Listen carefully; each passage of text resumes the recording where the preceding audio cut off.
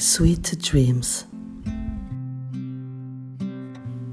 Sigmund Freud, le père de la psychanalyse, avait une fascination pour les rêves, qu'il considérait comme des fenêtres ouvertes sur les mystères de l'inconscient. Sa célèbre citation « Le rêve est la voie royale vers l'inconscient » suggère que les rêves sont le moyen le plus direct pour accéder à cette partie cachée de notre esprit. Freud voyait le rêve comme un accomplissement de désirs, où nos souhaits les plus profonds, et souvent refoulés, se manifestent dans des scénarios oniriques. Pour lui, même les rêves les plus absurdes ou illogiques avaient un sens à décoder, comme une énigme qui, une fois résolue, révélait les vérités cachées de notre psyché. Il a consacré une grande partie de son travail à l'interprétation des rêves, les analysant comme des messages codés, nécessitant un déchiffrement minutieux. En effet, selon Freud, chaque élément d'un rêve, aussi insignifiant soit-il, pouvait être le symbole de quelque chose de beaucoup plus significatif dans l'inconscient du rêveur. Cette approche a ouvert la voie à une compréhension plus profonde des mécanismes psychiques et a posé les fondations de la thérapie psychanalytique. Ainsi, lorsque Freud parle de la voie royale, il fait allusion à un chemin privilégié, presque majestueux, qui nous guide vers la compréhension de notre propre intérieur, un voyage au cœur de l'âme humaine. C'est un peu comme si nos rêves étaient des cartes au trésor personnel, avec des X marquant les spots de nos désirs cachés, attendant d'être découverts par l'interprétation psychanalytique. Et si l'on pense à la complexité de l'esprit humain, cette citation de Freud prend tout son sens, car elle nous rappelle que, malgré notre tendance à chercher des réponses dans le monde extérieur, les clés de nombreux mystères résident en fait dans les profondeurs de notre esprit. Les rêves nous révèlent le GPS secret de notre esprit, celui qui nous conduit directement aux pensées et désirs cachés dans les recoins les plus sombres de notre psyché. Les rêves, selon Freud, sont les murmures de nos désirs les plus profonds, ceux que nous n'osons pas exprimer à voix haute. Ils sont les réalisateurs de nos films intérieurs, projetant des histoires où le censuré devient la star. Chaque rêve est un puzzle, et Freud se voyait comme le maître puzzleur, assemblant pièce par pièce pour révéler le tableau complet de l'inconscient. Alors, quand on pense à cette citation, on peut imaginer Freud en explorateur, chapeau sur la tête et loupe à la main, traquant les trésors cachés de l'inconscient dans la jungle sauvage de nos rêves. C'est une aventure où chaque symbole est une piste, chaque scénario un indice, et chaque révélation un pas de plus vers la compréhension de ce qui nous motive vraiment. En somme, Freud nous invite à devenir les Indiana Jones de notre propre esprit, à la recherche de l'arche perdue, de nos désirs inconscients. Et qui sait, peut-être qu'en suivant la voie royale des rêves, on pourrait découvrir non seulement ce que nous voulons vraiment, mais aussi pourquoi on oublie toujours où on a mis les clés. Les symboles oniriques ne sont pas universels, ils sont uniques à chaque individu et nécessitent une interprétation personnelle. Par exemple, voler dans un rêve pourrait symboliser le désir de liberté ou d'évasion d'une situation difficile dans la vie réelle.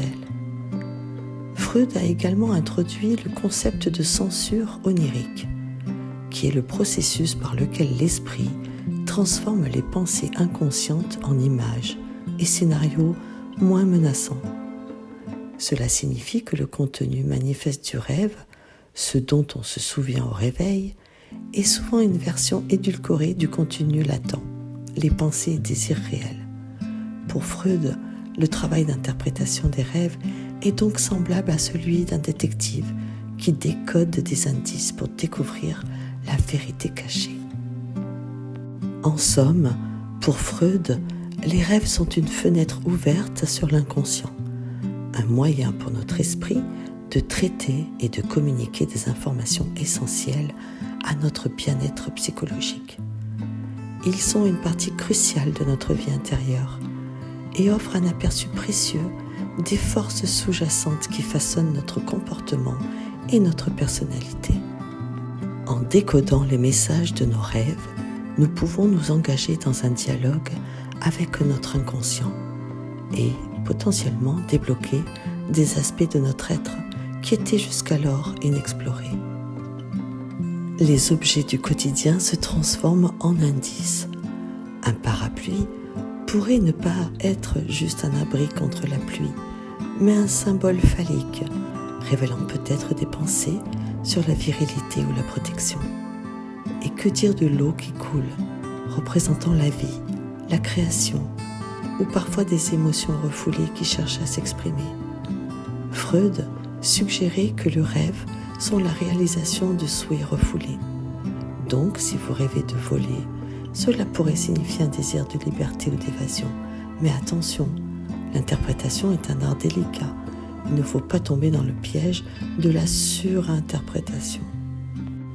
Chaque symbole a une signification personnelle, et ce qui compte, c'est ce qu'il signifie pour vous. C'est là que le travail d'auto-analyse commence. Posez-vous des questions sur ce que ces symboles évoquent dans votre vie éveillée.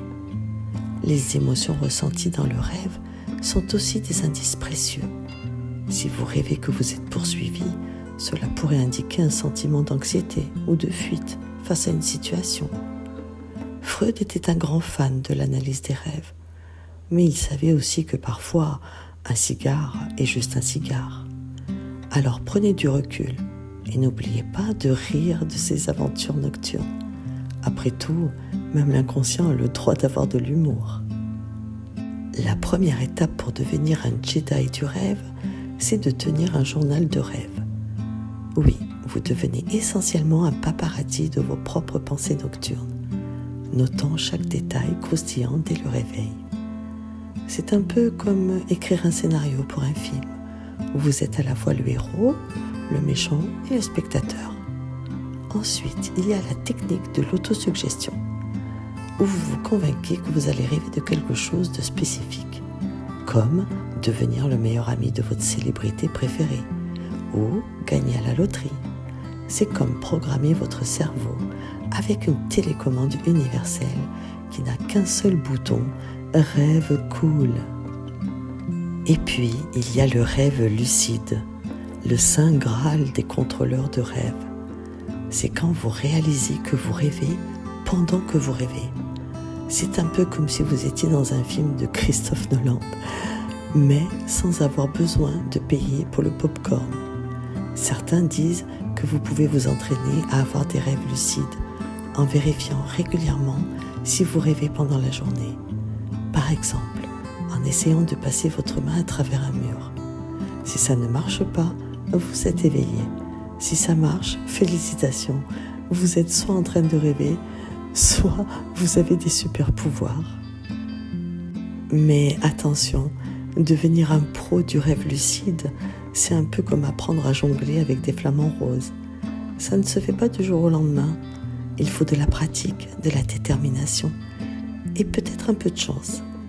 Et même si vous y arrivez, il y a toujours le risque de se réveiller en plein vol ou de transformer un rêve agréable en cauchemar.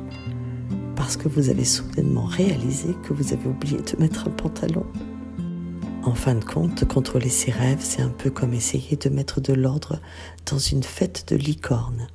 C'est chaotique, imprévisible, mais incroyablement amusant. Alors la prochaine fois que vous vous endormirez, rappelez-vous que vous pourriez être à un rêve lucide et commander une armée de chats ninja ou de gagner une course d'escargots. Le monde des rêves est votre huître et vous êtes le perlier avec une imagination débordante et un pyjama confortable. Bonne nuit et bonne aventure onirique.